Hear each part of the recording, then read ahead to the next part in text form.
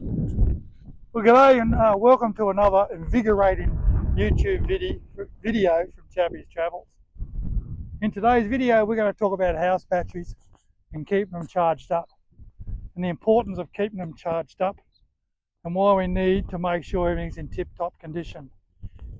Specifically, if you're going to be traveling off-grid for a long period of time, and you're going to come across a lot of wet weather or overcast weather, this video is going to be for you. But firstly, let me do a quick introduction of Chappie's Travels and we'll get back to the video.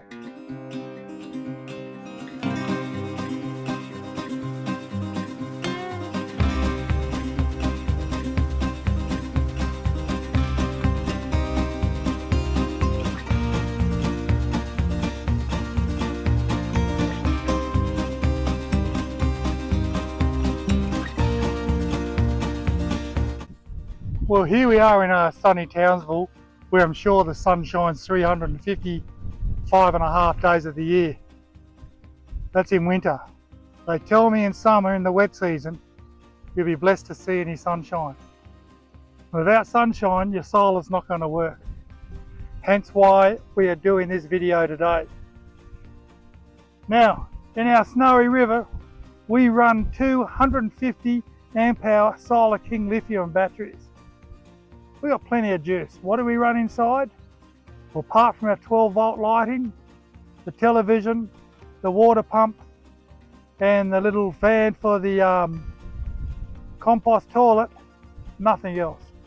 Every now and then we'll run the old inverter so I can put these videos together when I'm out bush, and or if Alison, the lover, the wife, the cheese and kisses, the missus, wants to put on the air fryer. But apart from that, basically we have nothing. So on any normal day, any normal time off grid, we normally don't have a problem. I've said it before, we run a 200 watt solar panel on the roof, that's it. Because the majority of the time you're going to be under a tree. And we keep the little portable 250, and she's a King's. She's been working great for 2 years. That's 450 watts of solar. Certainly keeping our Solar Kings up to speed. We probably use 8 amps over the night, or 8% overnight, and that's it. And we can whack them up to 99 by the end of our afternoon tea. But what if it was raining? And what if it was cloudy? We could probably get a good week. The problem we have, any more than that, we're drawing too much and we're going nowhere. With this here, since I've put the lithium in, through the projector PM200 system we have here, it just doesn't seem to be getting that 14 volts required to click the relay to trickle charge the batteries. So what we're doing today is we're adding a DCDC charger, and for today's purpose as an EnerDrive, I have no commercial agreement with EnerDrive, we just picked it up. Hooking this into the vehicle so we can push 40 amps an hour into the batteries if needed. We'll never need to do that, but at least we'll get it topped up in 15 minutes. This here, we'll hook it up to the Anderson plug on the car so we can use the car as a mini power source to charge up the batteries if we're in that sort of a situation. Now let me tell you something. Doesn't matter whether you get an EnerDrive, whether you get a Red Arc, whatever you're getting, if you're going to be off grid for a while, and this was going to be me, I would have gone for something different. You want to make sure it's working well. And we can warranty and guarantee these EnerDrives and Red Arcs that they'll work well. So hence why we're going this. And another thing, I picked this up from BCF. No commercial agreements with any of these companies. It's just what you do when you're out there. Like, where do we get our gas? BCF. Where do we buy a majority of our stuff? Either BCF or a hardware store. But if you see one of these on the internet, and the price of this is better than what BCF will do, they'll match it. That's right, BCF will match the price you can purchase one of these off the internet. That's if it's an Australian company, of course. So there you go, saving yourself $100. Not bad, eh? $100 is nearly a half a tank, or a bit over half a tank of fuel these days. So anyway, back to the elephant in the room. Am I going to do this myself? No bloody way. I can do it. It should be rough as Billy-O. But today I'm blessed to have a professional come in and give us a hand. And we'll be following him around and get it all fitted. But let me just show you a few things before he does. Up there is the Victron shunt. Now I just had it hanging off the batteries when I had it up. But already my mate Jason has secured it to the chassis of the caravan and made it a lot neater, and a great job. We pulled the batteries out to check the wiring, and there's still a bit of sorting out to do. In particular, this one where my foot is, we're going to tidy that up.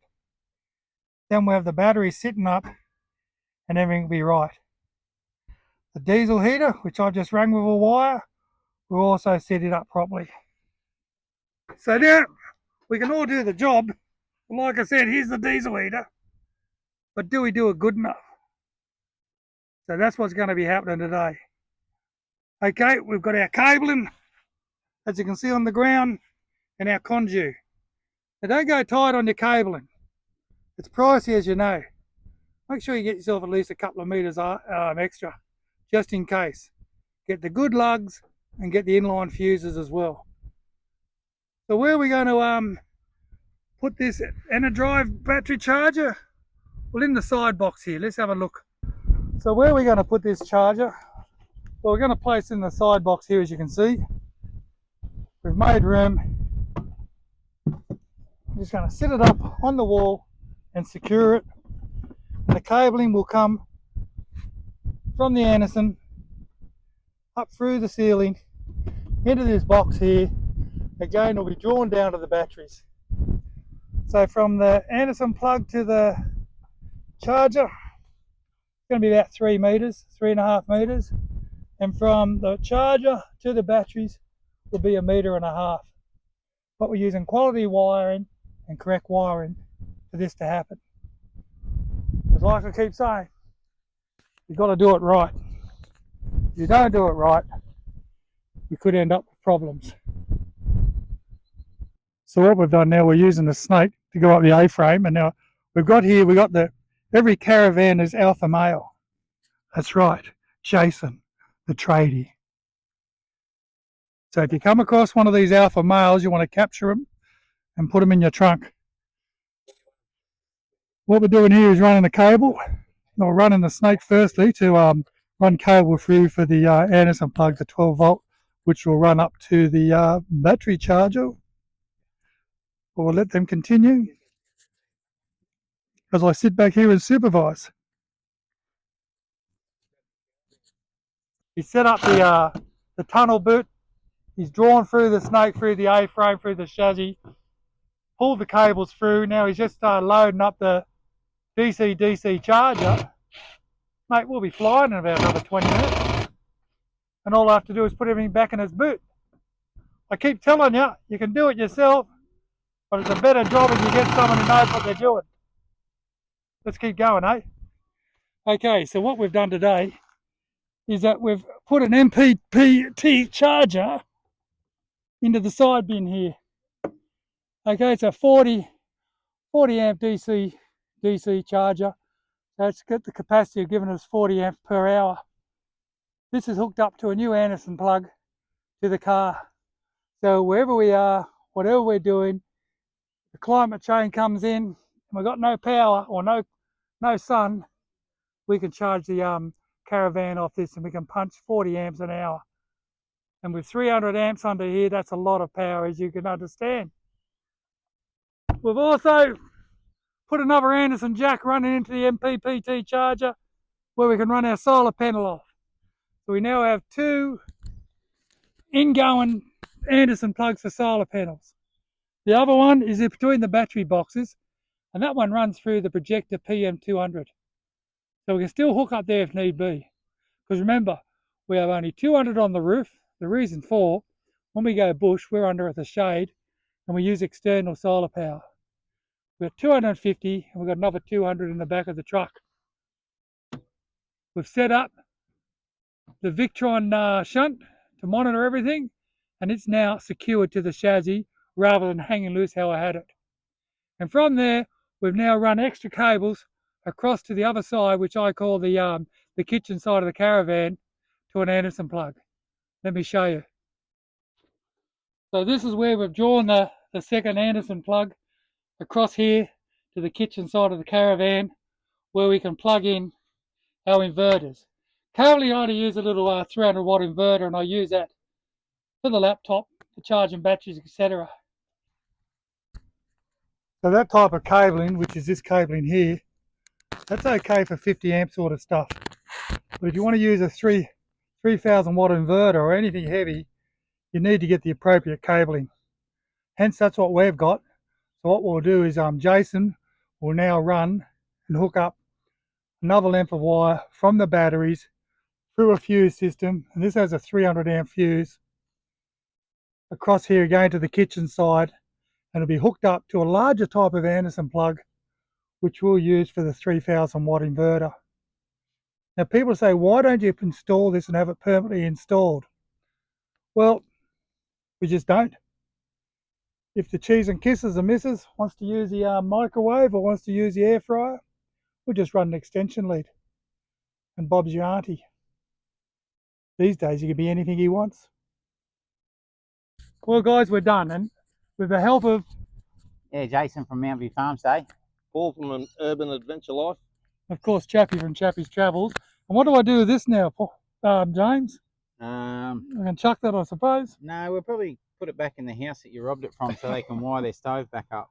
Mate, this is why you need to do a job right. This is what I had running through my caravan for my 12 volt system. Not all the way through, but just for my inverter. But thanks to Jason here from Mountain View Farmstay and Poodles up here in Toonpan, just out of Townsville, we got it working, eh, brother?